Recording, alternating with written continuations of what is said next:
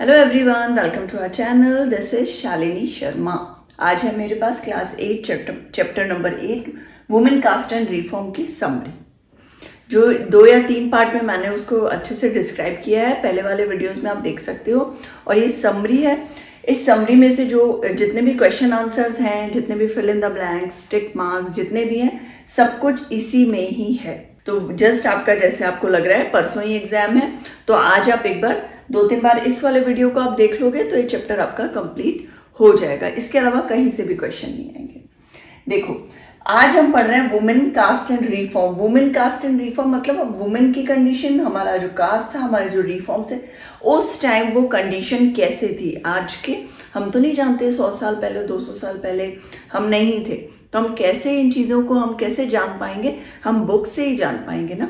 हम ये सब पढ़ेंगे तब हमें समझ में आएगी कि चीज़ें कितनी चेंज हुई हैं, चीज़ें कितनी डेवलप हुई हैं। वरना हमें इंपॉर्टेंस पता नहीं लगती, इसलिए इन चीज़ों को बताया जाता है। वरना ज़रूरत क्या है हमें ये जानने की कि पहले वुमेन की क्या कंडीशन हुआ करती थी इंडिया में। ज़रूरत नहीं है, क्यों हम उन चीज़ों को याद करें जो सही नहीं थी। मगर इससे हमें ये पता चलता है कि हम कितना डेवलप किए हैं, और ये जो हमें चीज़ें, इतनी फ्रीडम जो मिल रही है, पहले के लोगों को नहीं मिलती थी, कितनी इम्पॉर्टेंट है, ये बताने के लिए स्टूडेंट्स को ये चैप्टर पढ़ाया जाता है। ठीक है, तो सबसे पहले देखो, इन पास्ट में क्या होता था। पास्ट में अर्ली मैरिज होती थी। वुमेन के बारे में we are talking about in past, women की कंडीशन। अर्ली मैरिज, जल्दी शादी कर दिया जाता था, पता भी नहीं होता था शादी किससे होने वाली है। लड़के, बच्चे, लड़कियां बहुत छोटे होते थे वो लोग एज में। ठीक है, women's right in property was restricted. Women's का कोई राइट ही नहीं हुआ करता था प्रॉपर्टी में। अब होने लगा नहीं, पहले तो कोई राइट नहीं था उनका कि अपने पापा मम्मी के, इवन अपने जो घर ससुराल भी होता था तो उनका कोई पावर नहीं था अलग से कि आपके पास ये प्रॉपर्टी है, ये आपके इनके जाने के बाद, आपके फादर के या आपके हस्बैंड के जाने के बाद आपको ये प्रॉपर्टी मिलेगी, कहीं भी नाम हुआ नहीं करता था। Education was restricted. एजुकेशन कहाँ हुआ करती थी लड़कियों की? उन्हें लगता था लड़कियां अगर बाहर जाएंगी, लोगों से मिलेंगी, तो उनका बिहेवियर चेंज हो जाएगा, वो गलत संगत में पड़ जाएंगी, बेटर है कि वो घर का ही काम करे। तो ये चीजें जो थी वो बहुत अलग थी, अभी से काफी अलग थी। अब देखो, कास्ट के बारे में बात करते हैं। कास्ट में क्या था? ब्राह्मण, क्षत्रिय, अपर कास्ट हुआ करते थे। ठीक है, रिजर्वेशन जैसी कोई चीज हुआ नहीं करती थी। और फिर आते थे ट्रेडर और मनी लेंडर। पहले कौन आया 1 नंबर पे? ब्राह्मण और क्षत्रिय, 1 लिखती हूँ मैं। ट्रेडर और मनी लेंडर्स जो होते थे वो आए 2nd नंबर पे। पीजेंट्स, आर्ट वाले लोग हो गए, पीजेंट्स हो गए, वो आए 3rd नंबर पे। फिर lowest was worker who keep city clean. क्या ये बात सही थी? क्या ये बात सही है इनफैक्ट कि जो लोग साफ सफाई करते हैं वही लोग खराब हैं? नहीं, बिल्कुल भी नहीं है। मगर ये एक सोच है जो सालों से चलती आ रही है। हम सबकी सोच नहीं बदल सकते। अगर आप देखोगे तो आप ही के घर में ऐसे 2 ग्रुप्स होंगे जो इस चीज को सही मानते हैं और जो इस चीज को गलत भी मानते हैं। मोस्टली ओल्ड एज पीपल, है ना। तो ये 4th नंबर पे कौन आते थे? बिल्कुल लोएस्ट, वो वर्कर जो कि सिटी को क्लीन करते थे। जमादार हो गए, जो सफाई करते हैं, स्वीपर्स हो गए, उनके बारे में बात होगी। फिर क्या होता है? अर्ली 19 के टाइम हम आते हैं। डेवलपमेंट होती है किसकी? प्रिंटिंग की डेवलपमेंट। और जैसे ही मैगजीन, न्यूज़पेपर्स, इन सब का डेवलपमेंट होता है, लोगों के पास न्यूज़ आने लगती है कि सोसाइटी में क्या चल रहा है। सोसाइटी मतलब आपके एरिया में भी नहीं, बाहर वेस्टर्न कल्चर कैसा है, कि भाई वुमेन का एजुकेशन कराना बहुत ज़्यादा ज़रूरी है। क्यों ज़रूरी है? फिर वो उन्होंने बातों को डिस्क्राइब किया। इसलिए ज़रूरी है कि आप, माँ पढ़ी हुई होगी तो बच्चा भी पढ़ा लिखा ही होगा, माँ एजुकेटेड होगी तो बच्चा भी एजुकेटेड होगा। माँ ही अनपढ़ होगी तो बच्चे को क्या सिखाएगी? एक जनरेशन जो नया आ रहा है उसको क्या सिखाएगी? कुछ भी नहीं। तो इसलिए औरतों की एजुकेशन बहुत जरूरी है। औरतों को बाहर निकालना, काम करवाना, क्या है? अगर आदमी कर सकता है तो औरत भी कर सकती है।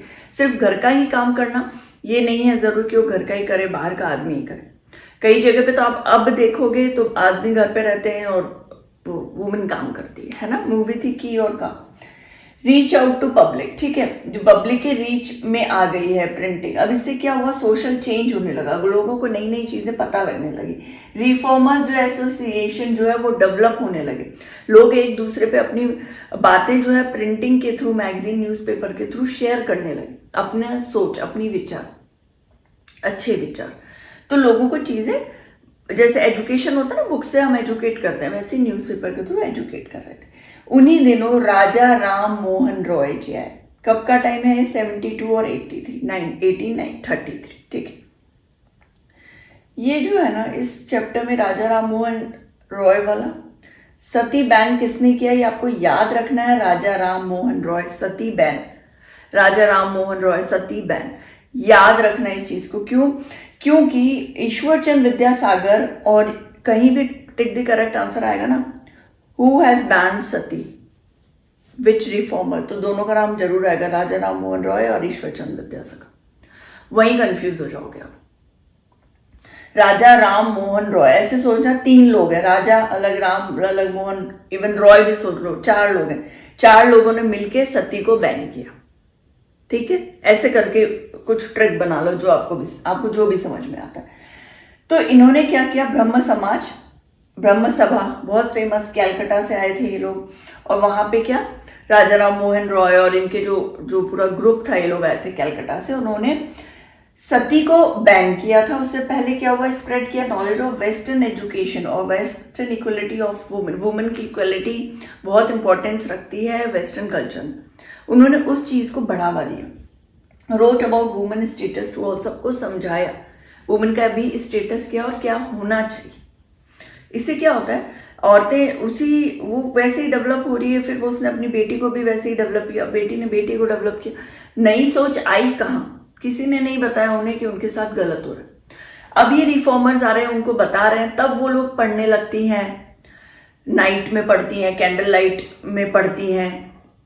अपने लास्ट चैप्टर्स में भी आया था, ग्रेड 7 में भी है, कैंडल लाइट में पढ़ती हैं। बहुत सारे रिफॉर्मर्स, वुमेन रिफॉर्मर आगे आती हूँ, घर घर जाके पढ़ाती हूँ, मुस्लिम्स भी, हिंदू भी। तो ये सब चीजें होती है, धीरे धीरे लोगों को समझ में आ रही है, तभी ये बढ़ रहा है। कैसे बढ़ा? न्यूज़पेपर हुआ, न्यूज़पेपर प्रिंटिंग स्टार्ट हुई, ये लोग आए रिफॉर्मर्स, उन्होंने नॉलेज दी। सती बैन किया 1829 में बाय राजा राम जी, इन्होंने बैन किया, और इस चीज को सपोर्ट किया था ब्रिटिशर्स ने भी। Strategy adopted by many reformers, अब जो रिफॉर्मर्स थे उन्होंने नई नई चीजें जो कि पॉजिटिव थी वो लोगों से शेयर की, सोसाइटी में बताई और अप्लाई भी करवाया, ठीक है। ये एक शुरुआत थी राजा राम जी से। मैनी एडवोकेट टू सती, अब देखो एडवोकेट भी थे तो अपोनेंट भी थे, किसके? सती के। कुछ लोगों को ये चीज अच्छी लग रही थी, कुछ को बुरी। वुमेन आर इंफीरियर अंडरस्टैंडिंग, वो लोग बोल रहे हैं वुमेन जो है इंफीरियर होती है, उनकी सोच जो है वो इतनी खुली नहीं होती, वो इतनी अंडरस्टैंडिंग नहीं होती, उनमें इतनी नॉलेज नहीं होती कि वो अपनी लाइफ चला पाए, तो बेटर है उनको सती ही कर दो, जला के मार दो। और कुछ लोग तो ऐसे कह रहे थे, वो लोग वैसे ही बोलती है मुझे नहीं जीना, पति के बिना मुझे नहीं जीना, तो लाओ उठा के उसे जला ही दो। हो सकता है आप कोशिश तो करते हो उसको समझाने की कि नहीं, तुम्हारे पीछे तुम्हारे बच्चे भी हैं, तुम्हारी मम्मी है, तुम्हारे पापा हैं, तुम्हारी जो भी फैमिली मेंबर्स हैं, उनके लिए जियो, एक सिंगल आदमी के लिए तुम भी मर।